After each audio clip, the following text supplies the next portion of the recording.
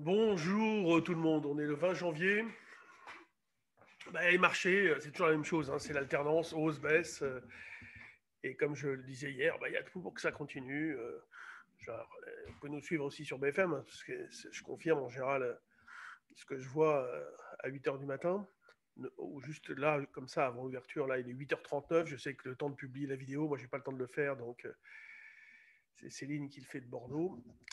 Mathieu, ce matin, va venir, mais bon, là, pour l'instant, il n'est pas là.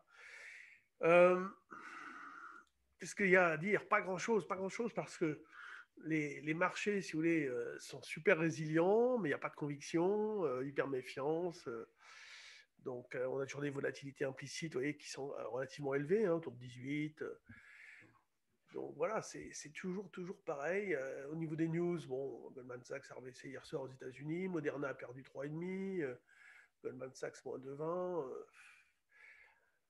Il y a Yellen qui va donc au poste de secrétaire au Trésor, qui a demandé au Sénat américain de frapper fort pour vraiment relancer l'économie américaine. Alors, le dollar, ça lui a fait aussi du bien, hein, le fait de paroles un peu comme ça, fortes, en provenance des États-Unis. Et puis surtout, le taux à 10 ans est repassé au-dessus des indices. Donc, bon, évidemment, c'est pas moins quelque chose comme en Europe. Alors aujourd'hui, vous avez, je crois, les résultats de Bank of New York, il y a Citizen Financial, Discover, Financial Service, alors je vais dire la liste, Fastenal, Kinder Morgan, Morgan Stanley, Procter Gamble, voilà, US Bancorp, United Health. Voilà, il a fait quelques résultats qui vont évidemment marquer un petit peu la séance. En général, ça sort vers entre midi et 2h, enfin midi et 14h.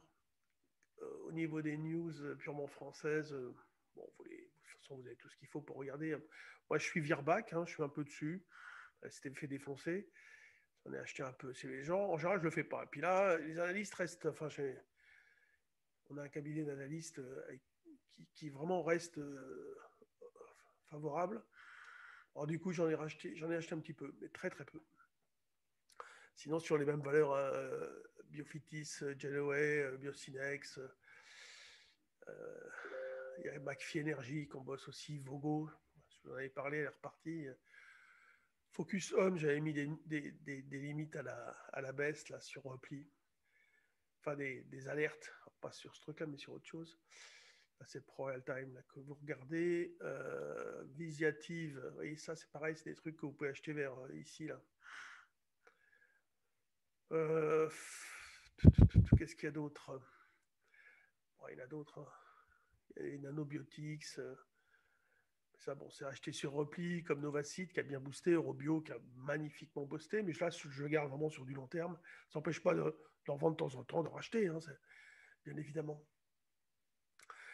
Euh, CAC 40, bah là, je vais me placer à l'achat sur repli.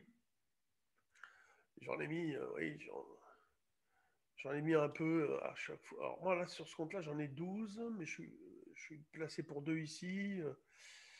Euh, alors, ça varie, hein, ça passe de 6000 de A plus 6, moins 5, parce que c'est aussi enfin, c'est en relation avec des options. Alors, je ne veux pas vous faire croire que quand je gagne 10 000, c'est parce que je gagne 10 000 sec, c'est pas vrai. Mais c'est une cohérence, si vous voulez, de comportement qui fait que, bon, évidemment, si ça baisse un peu, je vais en racheter.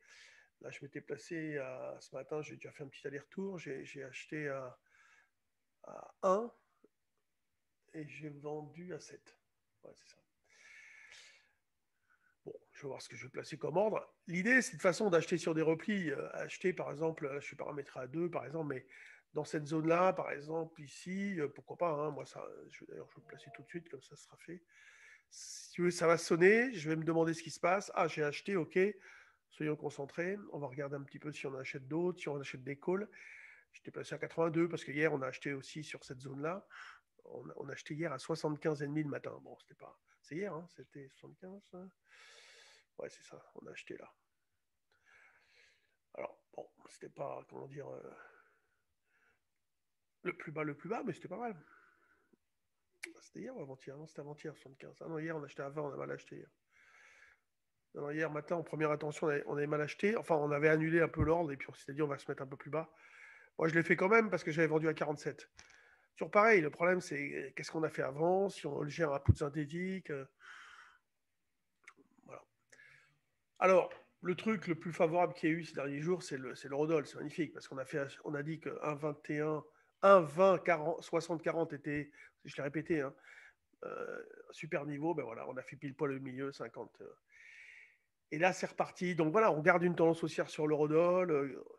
On achète, par exemple, je sais pas moi, vous avez des écarts qui peuvent vous ramener par ici. C'est des niveaux d'entrée un peu dynamiques. On reste acheteur avec un stop sous vers un 21, un 20-20, quoi, à peu près, dans ces eaux-là. Donc voilà, on continue hein, laborieusement ce qu'on fait. Comme les marchés sont laborieux, bah, nous, c'est pareil, on est systématique, on ne se pose pas de questions. Et on continue, voilà.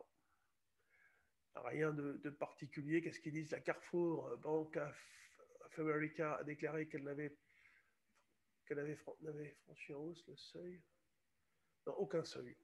Bon, aucun seuil.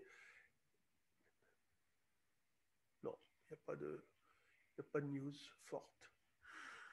Et là, attendu en préouverture à la hausse, c'est pas le haut du panier comme valeur, et Bofitis, il y a quoi?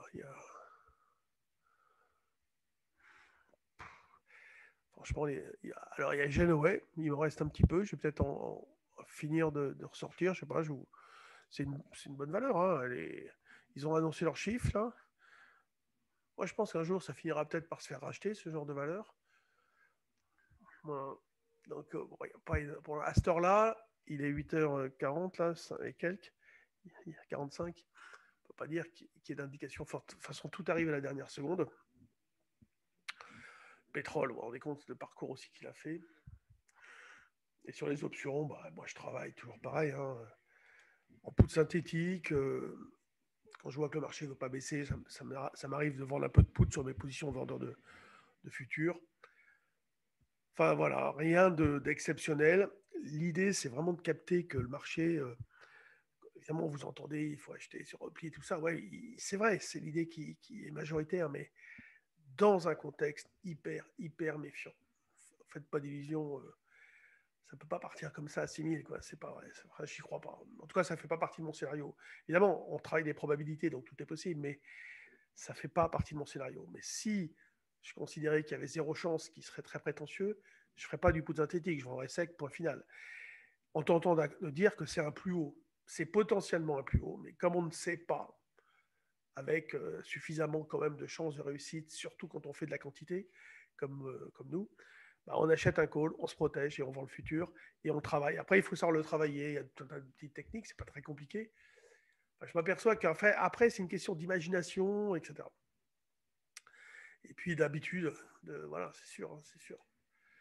Bon, je vous souhaite une bonne journée de trading. Nous, on est en formation encore, futur aujourd'hui. On fait en ligne, hein, bien sûr. Voilà, ben, ça se passe plutôt pas mal. Bonne journée, mais vous inquiétez pas, vous allez retrouver Mathieu bientôt. Donc, moi, je vous dis simplement, ben, soyez prudents, bonne journée et à bientôt. Salut.